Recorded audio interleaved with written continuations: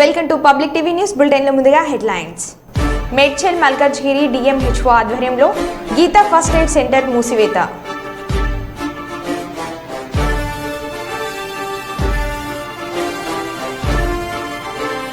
ASHA foundation ఆధ్వర్యంలో traffic అవగాహన సదస్సు కార్యక్రమం.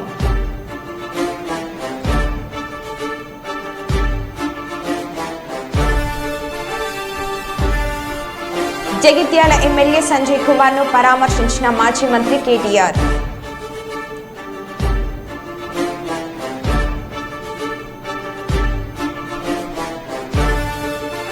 ఏలూరులో టీడీపీ తీర్థం పుచ్చుకున్న ఎంఆర్డీ ఈశ్వరి బలరాం.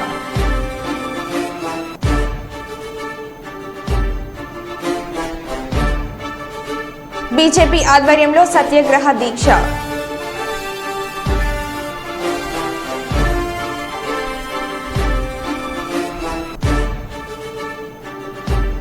ఎంఆర్పీఎస్ మరియు అఖిలపక్షం ఆధ్వర్యంలో నిరసన చేపట్టిన నాయకులు.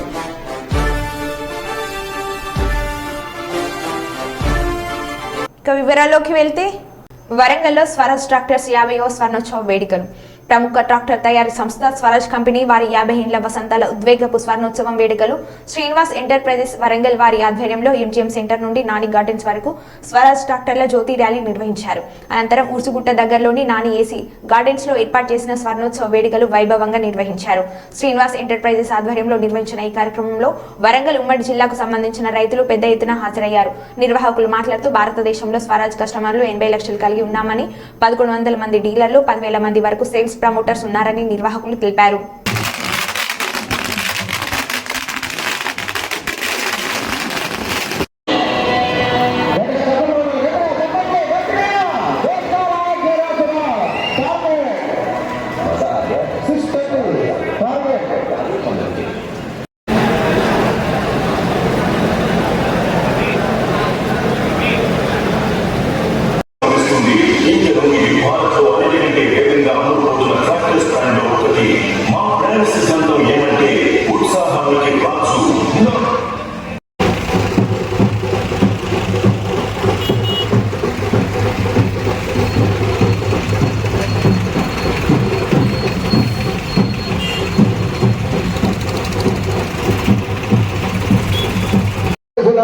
అందరికీ కూడా మా యొక్క శ్రీనివాస జోష్ కా రాజ్ మేరా స్వరాజ్, జోష్ కా రాజ్ మేరా స్వరాజ్ 22 లక్షల స్వరాజ్ కస్టమర్స్ ఉండడం జరిగింది.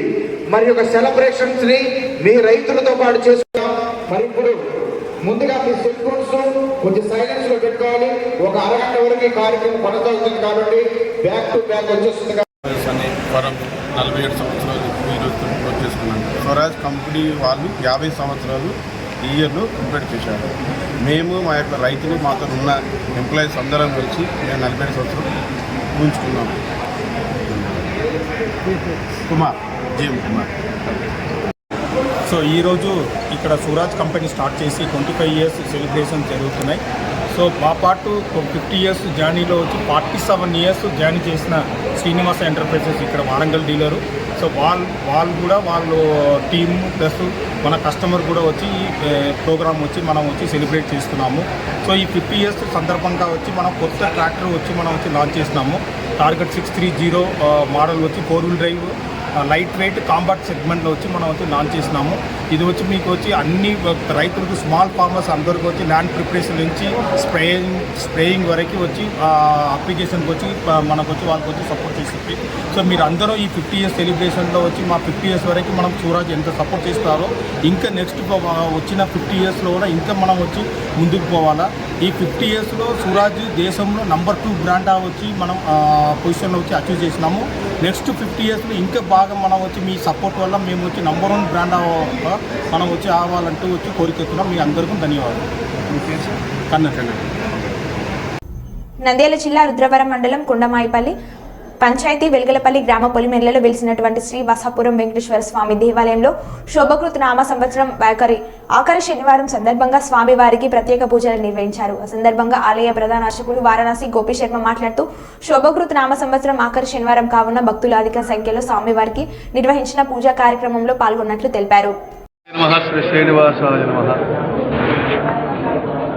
భక్తులందరికీ కూడా శ్రీ వాసాపుర వెంకటేశ్వర స్వామి వారి యొక్క అనుగ్రహం సంపూర్ణంగా ఉండాలని ఈ శోభకృత నామ సంవత్సరంలో చివరి శనివారం సందర్భంగా భక్తులందరూ కూడా విరివిగా పాల్గొని స్వామివారికి ఈరోజు ప్రత్యేక పూజా కార్యక్రమాలు నిర్వహించడం జరిగింది.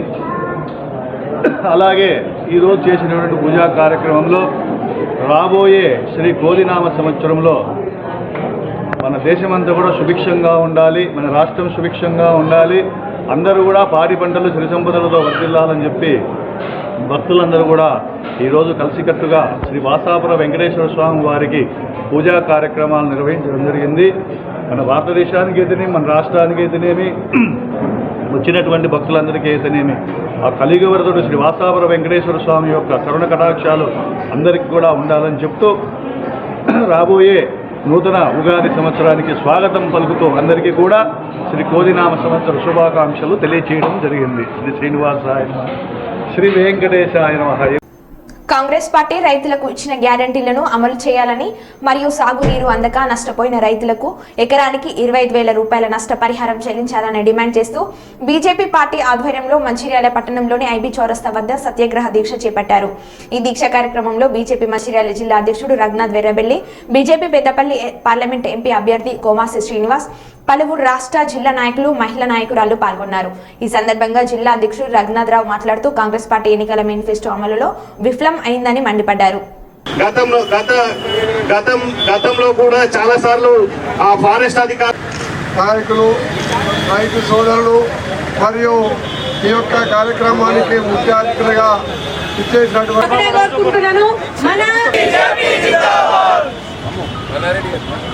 ఈ యొక్క రైతు సత్యాగ్రహ దీక్షను ఉద్దేశించి రాష్ట్ర కార్యవర్గ సభ్యులు ముల్కల్లా మల్లారెడ్డి గారిని మాట్లాడాల్సిందిగా కోరుతున్నాం.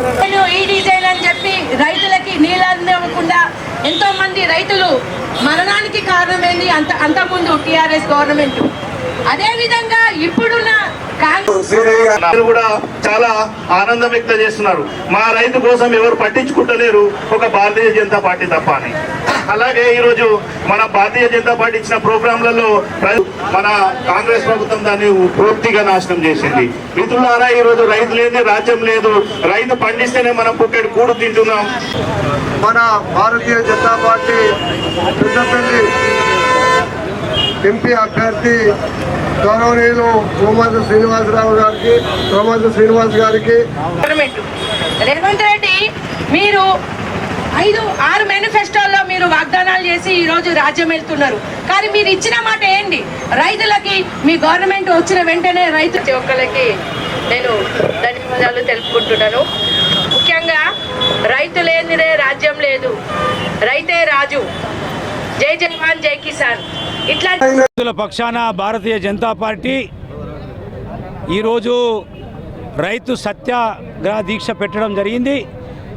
దీనికి ముఖ్య ఉద్దేశము కాంగ్రెస్ పార్టీ అసెంబ్లీ ఎన్నికల కంటే ముందు రైతులను ఉద్దేశించి రకరకాల వాగ్దానాలు చేసి 2 లక్షల రుణమాఫీ చేస్తానని, రైతులకు 15,000 రూపాయలు రైతు బంధు ఇస్తానని చెప్పి, ఆ తర్వాత మద్దతు ధర 500 రూపాయలు బోనస్ ఇస్తానని చెప్పినటువంటి ఈ యొక్క కాంగ్రెస్ పార్టీ గద్దెనెక్కిన తర్వాత కంప్లీట్గా సన్నకారు, చిన్నకారు ఏదైతే కౌలు రైతులు ఉన్నారో వీళ్ళందరినీ నడ్డి విడుస్తుంది.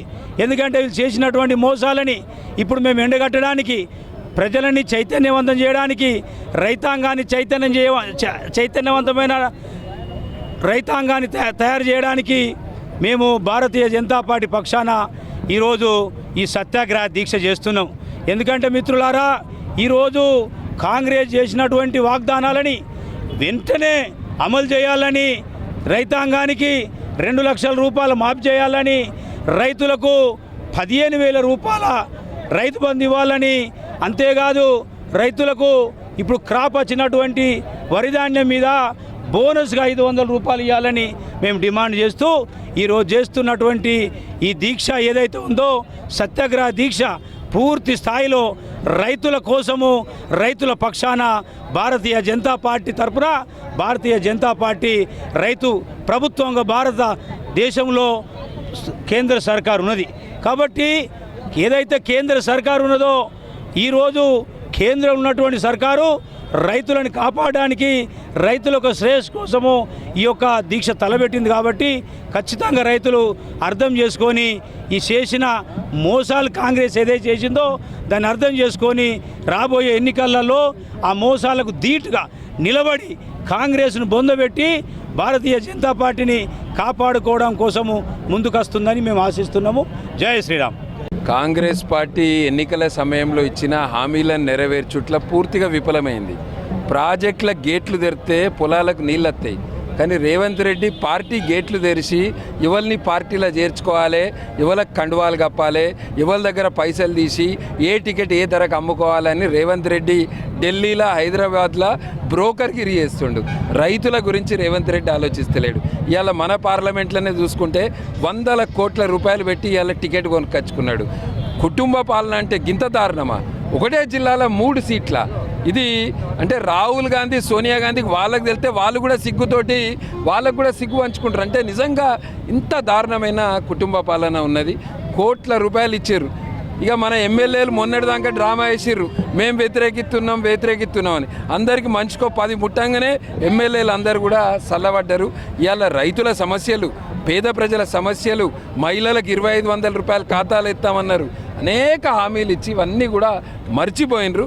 ఈరోజు బీజేపీ ఆధ్వర్యంలో ముఖ్యంగా రైతులకు 15,000 రూపాయలు ఎకరానికి ఇస్తామని చెప్పినారు. అది ఇవ్వాలి.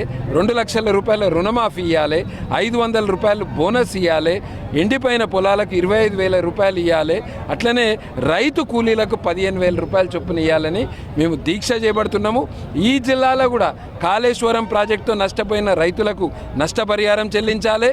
అదేవిధంగా కడెం నీళ్ళు అందక ఆజీపూర్, దండపల్లి, లక్షర్పేట మండలాల్లో ఏదైతే రైతులు ఉన్నారో వాళ్ళందరినీ కూడా ఆదుకోవాలి. బీజేపీ పార్టీ రైతులకు అండగా ఉంటుంది. ఎలక్షన్ సమయంలో ఇచ్చిన హామీలు నెరవేర్చేంత వరకు కూడా పోరాటం చేస్తాం. నంద్యాల జిల్లా బెద్దంచెర్ల మండలం పట్టణంలోని సర్కిల్ యందు ఉన్నటువంటి బాబు జగజీవన్రావు విగ్రహానికి నివాళులు అర్పించారు. అనంతరం టీడీపీ టౌన్ ఎస్సీసీఎల్ జిల్లా అధ్యక్షుడు బుత్తం శివ మాట్లాడుతూ బాబు జగజీవన్రావు ఆశయ సాధనకు కృషి చేయాలని అన్నారు. బాబు జగజీవన్రావు జయంతి సందర్భంగా మరి కుల సంఘ నాయకులకు, మరి భారతదేశ పౌరులందరికీ మరి ఇచ్చిన అందరికీ నా యొక్క నమస్కారం తెలుపుకుంటున్నాను. ముఖ్యంగా ఈరోజు పోరాట పటిమల గురించి భారతదేశంలో స్వాతంత్రులు, సమరయోధులు మన చిన్నప్పుడు బుక్కులు విన్నాము, పోరాట యోధులు కల్లారు చూసాం. కానీ అటువంటి మహానుభావుడు బాబు జగజీవన్రావు గారు. మరి ఈయన గురించి మనం 2 ముక్కలు తెలుసుకుందాము. మరి ఇక్కడ కుల వివక్షిత మతాల గురించి నేను మాట్లాడలేదు. కుల వివక్షిత నిర్మూలన కోసం ఉన్నప్పుడు పోరాట పటిమ గురించి నేను మాట్లాడదలుచుకున్నాను ఇక్కడ.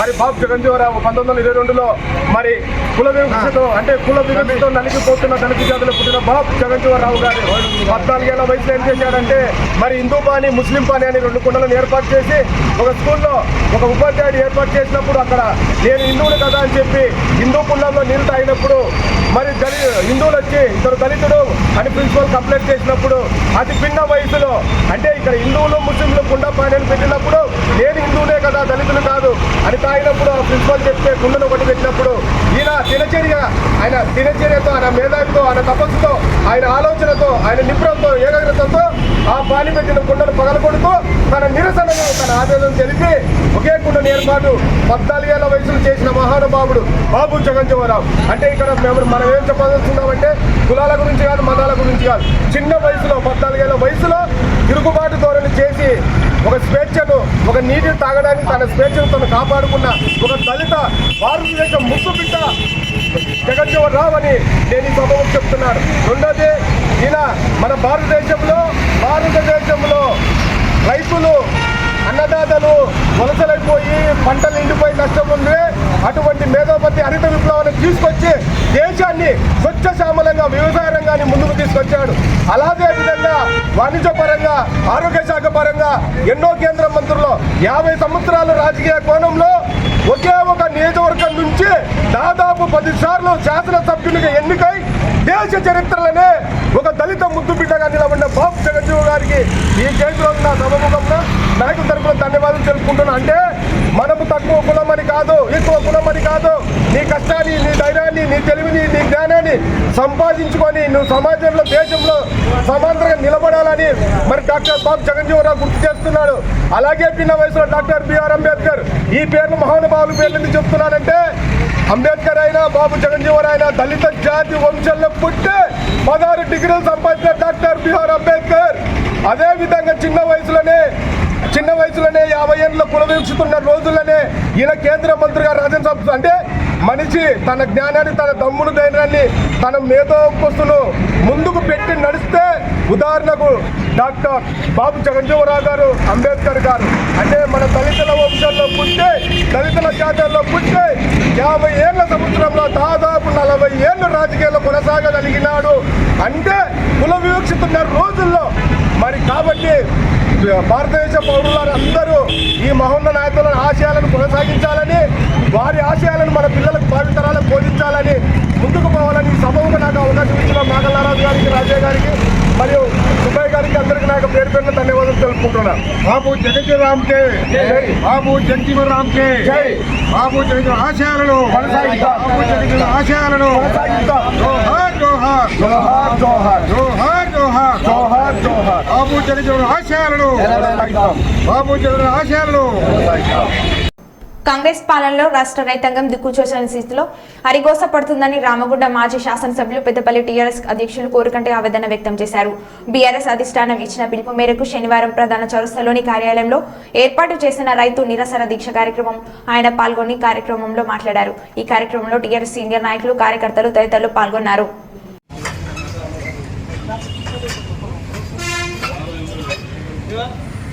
రైతు భరోసా ఇచ్చి ఇలా బోగస్ మాటలతో ఇలా బోనస్ ఇస్తానికి చేస్తున్నాడు. రాత్రిపూట మోటార్లు పెట్టేటట్టు చేసి నిద్ర కరువు చేస్తా ఉన్నాడు. ఎన్నిక ముందు సరిగ్గా కేసీఆర్ చెప్పినట్లు ఇప్పుడు జరుగుతూ ఉన్నది. కాంగ్రెస్ వస్తే ఆత్మహత్యలు, ఇన్వర్టర్లు, జనరేటర్లు, కాలిపోయే మోటార్లు, అప్పులు మిత్ర కనిపిస్తున్నది.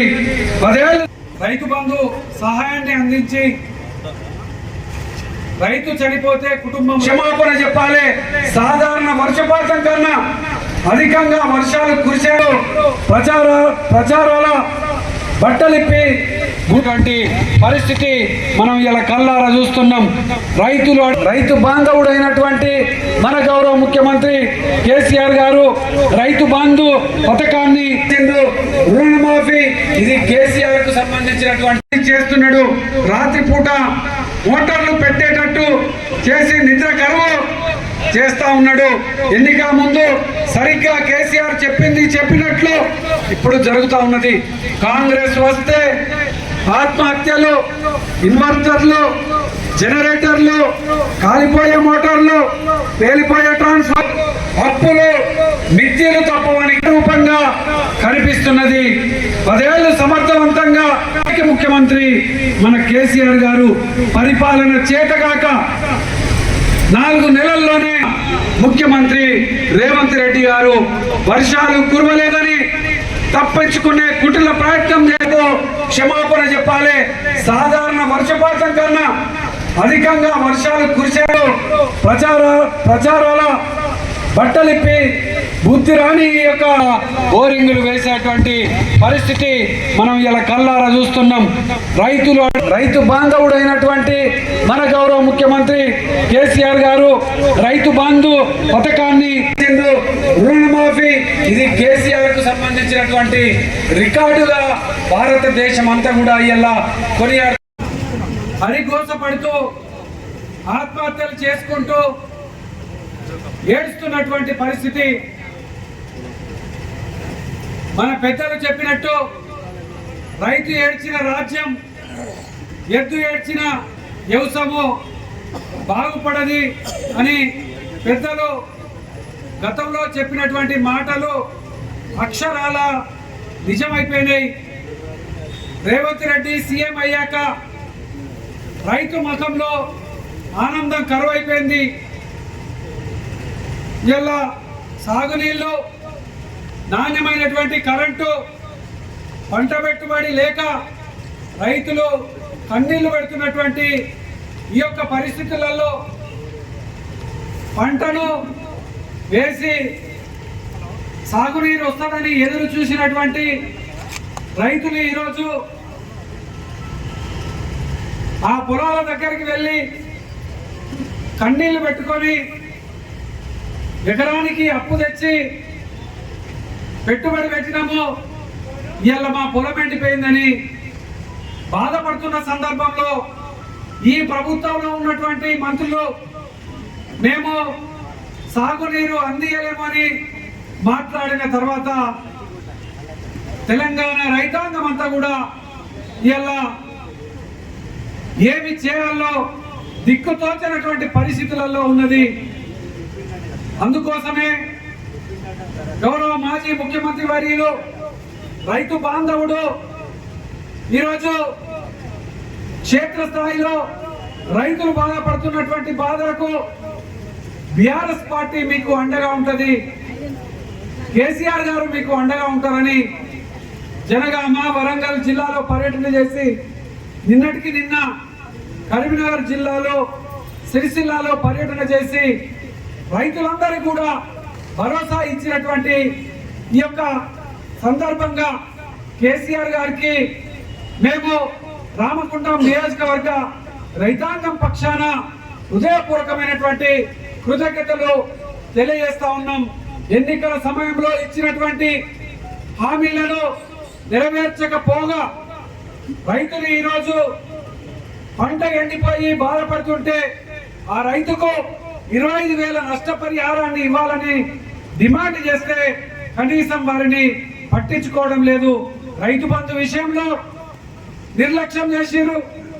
రైతులకు ఇస్తా అన్నటువంటి బోనస్ను వెంటనే ఇవ్వాలి, 2 లక్షల రూపాయలు రైతు రుణమాఫీ చేస్తానని డిసెంబర్ 9వ తారీఖు నుండే ప్రారంభం చేస్తానని మాట్లాడినటువంటి మాటలు ఇలా ఎవ్వరు కూడా అసలు పట్టించుకోవడం లేదు. అందుకోసమే ఇలా రైతాంగం అంతా కూడా కండెర్ర చేసింది, ఉద్యమ బాట పట్టింది.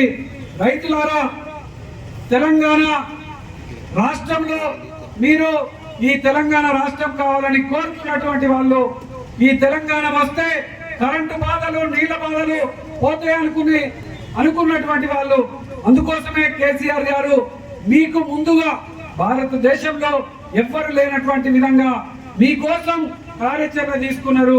ఇవాళ మీకు కష్టమైతే నష్టమైతే కూడా కేసీఆర్ గారు ఇవాళ ముందు భాగాన నిల్చుండి బీఆర్ఎస్ పార్టీ మీకు అండగా ఉంటుంది, ఉద్యమకారులు మీకు అండగా ఉంటారు. ఇలా గ్రామాలలో పట్టణాలలో ఉన్నటువంటి రైతులు అందరూ కూడా ఇలా అధైర్యపడుతున్నారు. మీరెవ్వరు కూడా అధైర్యపడద్దు. బీఆర్ఎస్ పార్టీ ఉద్యమ నాయకత్వం అంతా కూడా మీకు అండగా ఉంటది. తప్పకుండా మీకు జరిగినటువంటి పంట నష్టానికి వెంటనే 25,000 రూపాయలు ప్రతి ఎకరానికి చెల్లించాలని కూడా డిమాండ్ చేస్తూ ఈరోజు ఎస్ఆర్ఎస్పి నీళ్లను వెంటనే వదలాలని, రైతులకు ఆదుకోవాలని ఈ యొక్క రైతు భరోసా ఇచ్చి ఇలా బోగస్ మాటలతో ఇలా బోనస్ ఇస్తా అని చెప్పి ఇప్పటికీ ఏమి లేదు. మేడ్చల్ మల్కజ్గిరి డిఎంహెచ్ఓ ఆధ్వర్యంలో సరైన పత్రాలు పర్మిషన్ లేని క్లినిక్ ను సీజ్ చేయడం జరిగింది. ఇక వివరాల్లోకి వెళ్తే మల్కజ్గిరి గోకుల్ నగర్ సైనిక్ పురి కాలనీ లావిష్ హోటల్ లైన్ లో గల గీతా ఫస్ట్ ఎయిడ్ క్లినిక్ నిర్వహిస్తున్న గీతా ఫ్రాన్సిస్ గా కొద్ది కాలంగా క్లినిక్ నడుపుతున్నారు. వీరికి కేవలం ఫస్ట్ ఎయిడ్ కు సంబంధించిన ట్రీట్మెంట్ ఇవ్వాలని తెలిపారు. కానీ వీరు ఐవి ఫ్లూయిడ్స్ మరియు యాంటీబయాటిక్స్ ఇస్తూ ప్రజలను అనారోగ్యానికి గురి చేస్తున్నట్లు ఫిర్యాదు రావడంతో తాను స్వయంగా వచ్చి గీతా ఫస్ట్ ఎయిడ్ సెంటర్ ని సీజ్ చేయడం జరిగింది. సెంటర్ నిర్వహిస్తున్న వారి పట్ల ఎఫ్ఐఆర్ నమోదు చేయడం జరిగింది. అదేవిధంగా ఇలాంటి క్లినిక్ పట్ల ప్రజలు అప్రమత్తంగా ఉండాలని మీడియా సమావేశంలో చెప్పడం జరిగింది. నమస్తే అండి, నేను డాక్టర్ రఘునాథ్ స్వామి, డిఎంహెచ్ఓ మేడ్చల్ మల్కజ్గిరి. ఈ అన్ఆథరైజ్డ్గా అంటే ఎలాంటి క్వాలిఫికేషన్ లేకుండా ట్రీట్మెంట్ చేసే ఈ బ్యాగ్స్ ఎవరైతే ఉన్నారో వాళ్ళందరినీ సీజ్ చేయడానికి మాకు నోటీసులు వచ్చినాయి. ఇది కాకుండా ఇప్పుడు ప్రస్తుతం ఇక్కడున్న గీతా ఫస్ట్ ఎయిడ్ క్లినిక్ గురించి ఎన్ఎంసీ నుండి ఆల్రెడీ ఎఫ్ఐఆర్ బుక్ చేసిండ్రు. లాస్ట్ మంత్ 22 మాకు సీజర్ నోటీస్ వచ్చింది. ఈరోజు ఇక్కడ morning revenue department, police department, medical and health department నుంచి ఎలాంటి సీజర్ నోటీసులు వచ్చినాయి, అవి ముందు అట్లాంటివి కూడా సీజ్ చేస్తున్నాము. ఇది ఏంటంటే అందరికీ ఎలాంటి క్వాలిఫికేషన్ లేకుండా, ఎలాంటి రిజిస్ట్రేషన్ లేకుండా ఇలా ప్రాక్టీస్ చేస్తూ ఐవీ ఫ్లూయిడ్స్, ఇంజెక్షన్స్, ఇలా అన్ని మెడిసిన్స్, హయ్యర్ మెడిసిన్స్ కూడా ఇస్తూ ప్రజల ప్రాణాలతో చెలగట్టమాటం అనేది సబబు కాదు. ఇదివరకు కూడా చాలాసార్లు ఇన్స్ట్రక్షన్ ఇవ్వడం జరిగింది, అయినా ఇలాంటివి జరుగుతున్నాయి. ఇలాంటివి సీజ్ చేయడానికి మాకు హయ్యర్ ఆఫీస్ నుండి నోటీస్ వచ్చినాయి కాబట్టి ఈ సీజ్ చేయడం జరుగుతుంది. ఇది అందరికీ ఒక హెచ్చరికలాగా భావించి ఇలాంటివి ఏమైనా చేసే వాళ్ళు ఉంటే వాళ్ళు ముందే మూసేసుకుంటే బెటర్. దీనికి ఏమైనా టోల్ ఫ్రీ నెంబర్ ఉందా సార్, ఏమైనా కంప్లైంట్స్ ఇవ్వడానికి? లేదండి, టోల్ ఫ్రీ నెంబర్. మరో బులెటిన్లో మళ్ళీ కలుద్దాం. Stay tune.